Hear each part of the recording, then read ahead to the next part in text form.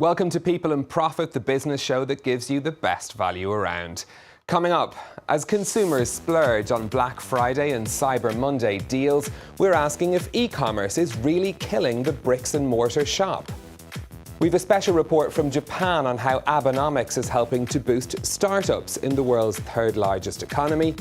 Plus, has Beaujolais Nouveau become old news? We look at how wine producers are trying to improve the quality of their youngest vintage. First up though, Black Friday and Cyber Monday are well established as critical dates in any retailer's calendar. The traditional post-Thanksgiving spending spree in the United States has now permeated shopping habits in many other parts of the world. This year, it'll be a welcome boost for many retailers who've been struggling to grow their sales. That's partly due to increased competition from online-only sellers. Bain & Company estimates that Amazon will account for half of this year's growth in holiday spending. So, how does the boom in online retail affect bricks and mortar stores? Well, to discuss this, we're joined from London by Mark Charlton. He's the head of research and forecasting at the commercial property specialist Colliers International. Mark, thanks for speaking to us. We've been hearing for many years about the death of the high street because of online retail and the rise of the likes of Amazon. How has that affected the commercial property side of your business? Well, I think what we've seen in recent years is the growth in online retail, combined with the recessionary factors following the global financial crisis, which led to a sharp increase in vacant units in UK high streets and town centres. What we're beginning to see now is a maturing of the online market, and some of the pure play retailers actually beginning to move into physical space. And what's the driving force for those online companies to set up shop on the high street beside their competitors in a different world? The pure play retailers are looking at sort of declining increase in sales volumes, and they're looking at ways in which they can continue to build their business. Their margins are being squeezed, so they're looking at how they can continue to build and generate new revenues. So the physical space is one option for them in terms of promoting their brand, and for particular types of online retailer, it allows the consumer to sort of touch and feel the goods, and particularly technology goods, to be imparted with perhaps that all-important customer service and product knowledge, which encourages people to make the purchase. You mentioned earlier the vacancy rate, which is still reasonably high in many UK towns and cities. This isn't going to reverse the decline. That's what I'm hearing from you. No, I think the UK has gone through a structural change. It was almost a perfect storm post-global financial crisis. The recessionary environment plus the growth in online sales resulted in severe damage to the UK high street. What we're left with is an excess of retail capacity and a lot of secondary and tertiary space that should really be removed from the retail stock and converted to other economic uses. In the battle between online retail and physical retailers, we recently had this milestone where the fashion retailer ASOS passed Marks & Spencer's in market capitalisation. This causes people to start the conversation about, is everything going to go online? You do see a future, though, for some physical stores. What we're looking at in the UK is very strong demographics. So the population within the UK will continue to grow. And on top of that, you have a wealth effect as people become more wealthy through increased income, and that itself drives an increasingly large total retail spend. So yes, there will be continued growth in online sales, but as I mentioned earlier, that sales growth rate is declining now in terms of its annual growth rates, down towards single digits year on year.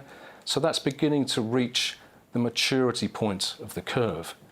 At the same time, the total market is increasing, so ultimately there will be a push back towards the need for more physical stores, but in the right locations and of the right configuration.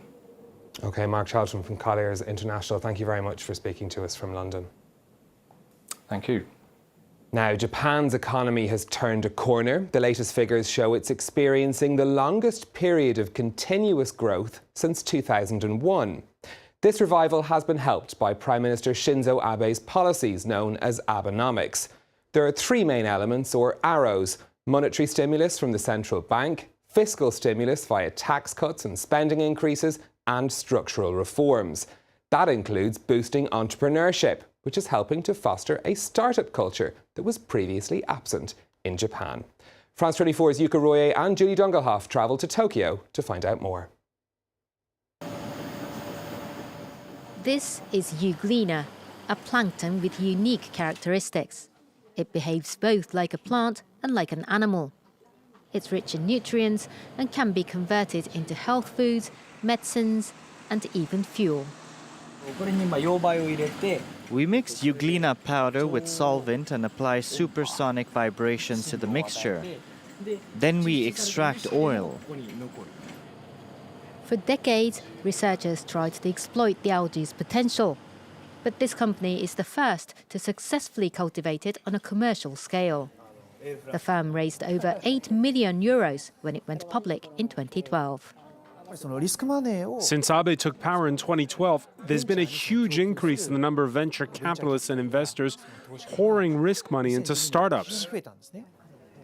Encouraging companies to invest in startups is a core part of the third arrow of Abenomics, structural reforms. The sports market is expanding by 5 trillion yen every 5 years. It's a hugely attractive sector. This event, held every week in Tokyo, provides an opportunity for startups to pitch their ideas to representatives of larger established companies. The meeting we attended saw more than 100 people gather to hear business ideas in the sports industry. There are limits as to how many ideas we can come up with within our own company. And I feel that this new ecosystem of startups and big firms is becoming the new standard. Hopefully, we'll find a potential business partner. Entrepreneurship is definitely on the rise in Japan, and I do feel strongly that there is better structure for supporting startups. I think I launched my business at the right time. As the Japanese economy is finally swinging upwards, the private sector is taking more risks. Companies are starting to realise that they need to invest more aggressively rather than to keep the status quo, to have a viable future. We call this the J-curve effect, aiming to make fast growth even if it means making temporary losses. Analysts say Japan is seeing a new wave of venture capitalism as more and more companies embrace open innovation. The amount of funds raised by Japanese startups in 2016 reached €1.6 billion, the highest level in a decade and up more than 22% from the previous year. And Yuka Roye joins me in studio now. Yuka, we've seen some of the positive effects from these policies, that startup culture being one of them. What's next now for Abenomics? Well, Stephen, from the central bank's point of view, we'll have to continue with its hyper-easy monetary policy because it just hasn't been enough to achieve the goal of a stable 2% inflation rate.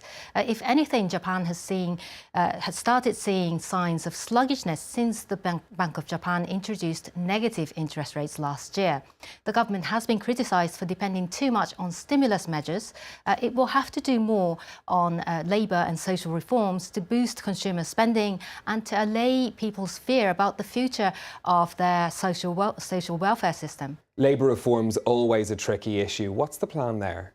Well, Prime Minister Shinzo Abe has asked the business community to raise the average wage by 3%. He also promised to go ahead with the much-delayed hike in sales tax. But during last month's parliamentary elections, the ruling party changed its plan and promised to spend the increased tax revenue on childcare support and early education instead of using it to reduce government debt, which is the world's second highest after Hong Kong. So while that plan may prove popular among families, it's unlikely to allay concern over the health of the overall economy going forward.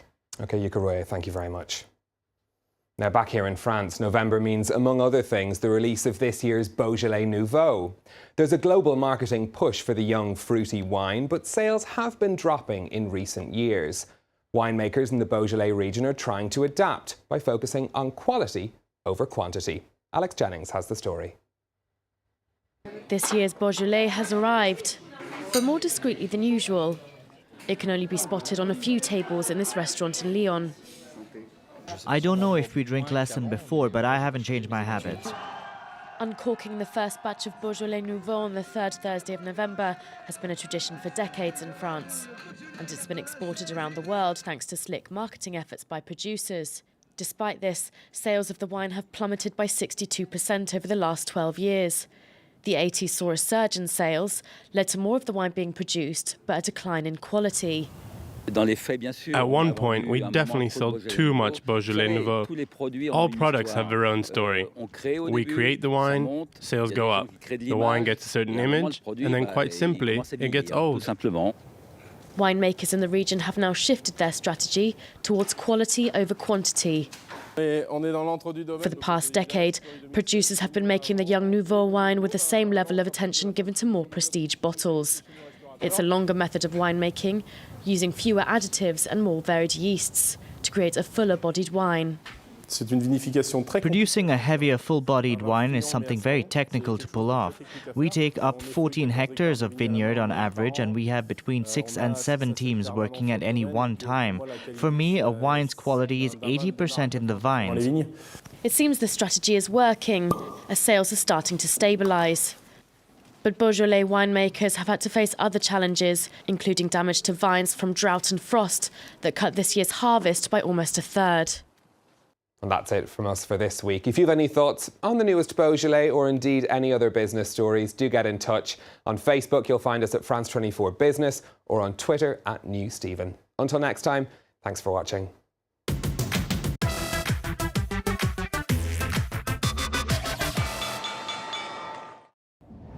Hi, I'm Natalie Savaricas, and you'll usually find me in news, reporting on Greece's enduring financial turmoil and protests, but also the refugee emergency, here on France 24. Natalie Savaricas, one of the 160 France 24 correspondents around the world.